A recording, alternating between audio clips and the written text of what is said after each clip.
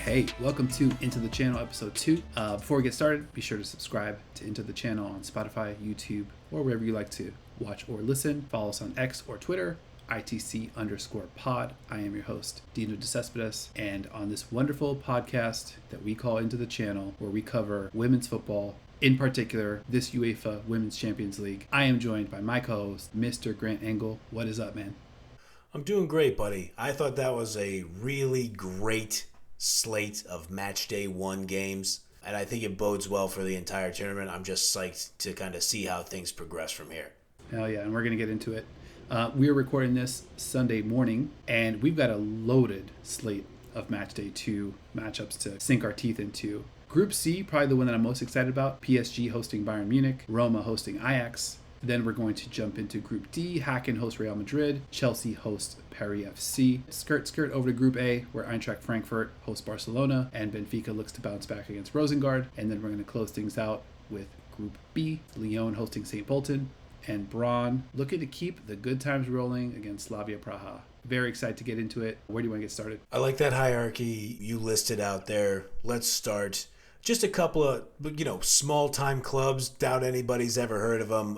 Paris Saint-Germain versus Bayern Munich. Bayern Munich, they visit PSG Thursday, 12:45 Eastern, 9:45 a.m. Pacific if you're one of those. In Bayern's first match, they squandered a 2-0 lead at home, drawing with Roma 2-2. Bayern probably played it a little too cool, I think. They caught a little bit of a tactical break in the first half when Roma was pretty much dead set on methodically working the ball into the area, which ended up being really easy for Bayern to defend. Second half, though, different story. Roma switches it up, more of a counter-attacking style. They draw Bayern out from their own end, giving them room to play the ball up the field, and that adjustment pays off big time. Yeah, I think you're totally right. I think Roma kind of came in there, and this is what I love, I know you love it too, about sports, is that it felt like Roma came in there with one idea, and you could usually tell, like, in the first 15 minutes of a football match, you're like, oh boy, I don't know if this is going to work. And then credit to them, though. They adjusted it. You're totally right. It was like a tale of two halves, obviously, but I really thought there were a couple of those little moments where a Roma defender had to clear a ball off the goal line and save them from going down even more.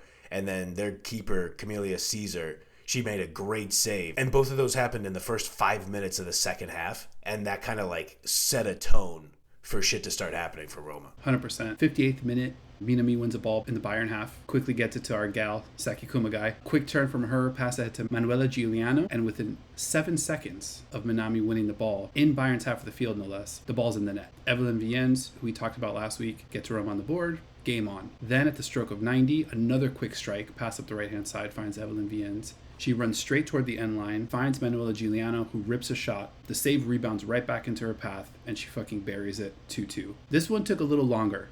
So the first one, they got there and back in 7 seconds. This one took 13 seconds. Again, from a play that started with Camelia Caesar to go all the way from a goal kick to the ball inside Bayern's net. About 5 minutes earlier, Bayern's Sydney Lohmann had a chance to put the German side up 3-1. Roma gets a huge block, like you said, from one of their defenders right on the goal line with their keeper kind of out of the play. And it was sort of like a giggly, like, aw shucks kind of reaction from Lohmann. And I don't know, like, call me crazy, but every point in this group stage will matter. So to kind of see, I don't know, a little bit of a lack of intensity there gave me a little bit of pause with regard to thinking about Bayern as a team that could maybe like go all the way. It's not like they looked unbelievable and they were playing at home. So I don't know, to my eye, Roma was just flat out more intense in this one, and they snatch a huge point on the road. You know I love some good body language doctoring. So yeah, I mean, like, I feel like you've commented on this before. They love to use the term unlucky also. Like in a postgame, they're like, I was a little unlucky there. And I wonder if it has maybe a slightly different meaning in the context of football than like Americans view it. But I can see that where it's like, oh, okay, I'll just get him next time. It's like, I don't know, these chances can be hard to come by. So yeah, I wouldn't exactly laugh it off late in the game when you're going to drop points at home. But maybe she saw something funny in the crowd too. Who knows? Funny sign. John 3:16. There you go. Incredible kits as well from Roma. All black with 3 thin orangish stripes. To me, best match day 1 kits, hands down. Oh, yeah. But like we said, Bayern takes on PSG, who took on Ajax in their first matchup. And they too played it a little too casual. They were on the road though, and they were without Lika Martens, but squad still pretty stacked. Marie Antoinette Katoto had a golden opportunity to put PSG ahead early when the keeper was caught way out. Katoto's chip sailed maybe 2-3 yards over the goal. And again, it was kind of ho-hum, almost as if she felt that PSG would have plenty more chances. That one kind of set the tone for that match as well. I agree. I'm cracking the celebratory into the channel beer for this one because one of my favorite things about football is a keeper just losing their goddamn mind and doing something insane. And so when Van Eyck comes out, she chests the ball like she's maybe like 3 to 5 yards outside of the 18 at this point. And she chests the ball, and at that point it's like, oh, she doesn't have any other plan for what's about to happen here. Like she went out there. It was like, I'm gonna get the ball, and she's like, oh wait, Katoto's on top of me. Oh wait, nobody else is around me for a pass. And then she just kind of stands there like, oh, let me try to make myself big, I guess. And so yeah, Katoto missing that one super early. I thought it was hilarious that Van Eyck was out there. I mean, it would have been a tough make for Katoto to loop it over and have it die enough to get into the net. But I think that's one of those things where it's hilarious for a neutral to watch, had to be harrowing for Ajax fans right there in the first minute. It's like, yo, what are you doing? Yeah, you could definitely feel the gasp. For sure, nervy start to that one. Yeah. Ajax, incredible crowd though. They were raucous. On the PSG side, I think it's safe to say they had a lot more skill on display, but Ajax was just all up in their shit from jump. Watching PSG was kind of like watching one of those YouTube highlight compilations after your team signs a player from the Austrian league, where you see a bunch of clips showing actions that are incredibly skillful, but over and over, ultimately the play leads to nothing because their team, kind of stinks. Real mixtape vibes over at PSG. But again, shout out to Ajax, first Dutch women's team ever to reach the group stage of the Champions League. And also shout out to our young lady, 16-year-old American, Lily Johannes, who put an absolute dime on Rome Lector that started the break that led to Ajax's first goal. She was great in the midfield. She had a great game. Super smart for a 16-year-old, especially in a Champions League game. I mean, again, I don't fancy myself some kind of coaching expert or anything, but didn't ever feel like she was noticeably out of position and was able to kind of hold her own physically as well. So 16 years old appearing in some Champions League games, something tells me Emma Hayes might have the antenna up looking at her for future women's national team starts. It was encouraging to see her be able to keep up with Ajax's press and swarming. She was just right there doing her job at the same level of some of these other much more experienced Ajax defenders. So like we mentioned, Thursday, 12:45 p.m. Eastern, PSG Bayern. This one's going to be really interesting, and it kind of takes on a little bit of the feel of a knockout match, because with a loss here by either side after 2 matches, Bayern could be sitting at 1 point and PSG on maybe 0. So this one's going to get a little nervy as well. I'll just say that I'm happy that we're no longer betting on these matches because it's incredibly difficult to predict what might transpire in this one. It does feel like Bayern's best is better than PSG's best, but this one's going down in Paris, and Bayern's coming off a disappointing draw that I'm sure felt like a loss to them. And I'm just not really sure what to expect in this one, just because each team kind of opted not to leave it all in the field in their opener. So this one might just come down to, an American cliche alert, who wants it more? And I realized I just dropped 2 American cliches, the who wants it more and leaving it all in the field. So apologies for that. Never apologize, buddy. Something's got to give. Let's give every American sports cliche we possibly can. Yeah, you're right. I mean, if you're PSG, you feel like you got to win this game. It's going to be tough against Bayern, but you're at home.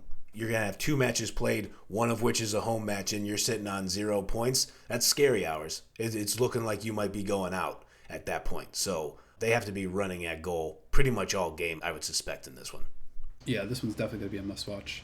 And like we said, Group C is loaded. In that second half of the game against Ajax, PSG, they were able to kind of dominate possession. A lot of mixtape vibes, nothing much to show for it.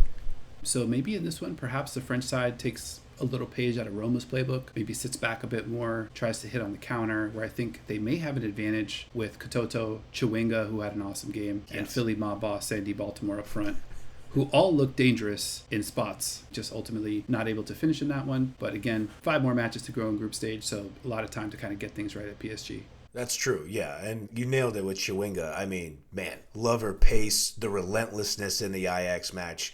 You mentioned we're not betting on these. I think it'll be tough to keep her off the score sheet in the next 2 matches that they play. It just feels like Chewinga's going to create something, and I would trust her to get it done. She looks like a really great player. Yeah, I agree with that. So a little anytime goal scorer action, maybe we'll see. Talk about that one later.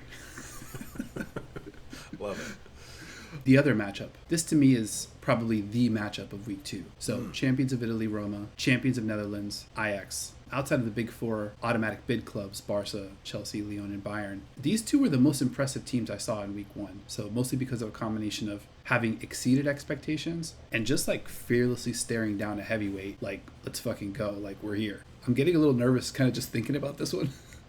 I think the thing to keep an eye on for me is, Ajax's pressing, swarming defense, like we mentioned. That could give Roma fits, but at the same time might also create some opportunities for some like quick striking counters, which we saw them cash in on twice against Bayern. Makes me wonder how much of a rock fight we might be in for on this one. I mean, I would be remiss. I mean, anytime we have Italy versus Netherlands in any kind of game, you have Italy's Catenaccio style, which I think the last time I looked it up years ago, because I always like forget what Catenaccio is. It means something like deadbolt in Italian or something like that. And it's basically just that Italian style of football, which made me laugh like during the Roma match, where they're just like the defenders throw themselves in front of the ball to get blocks.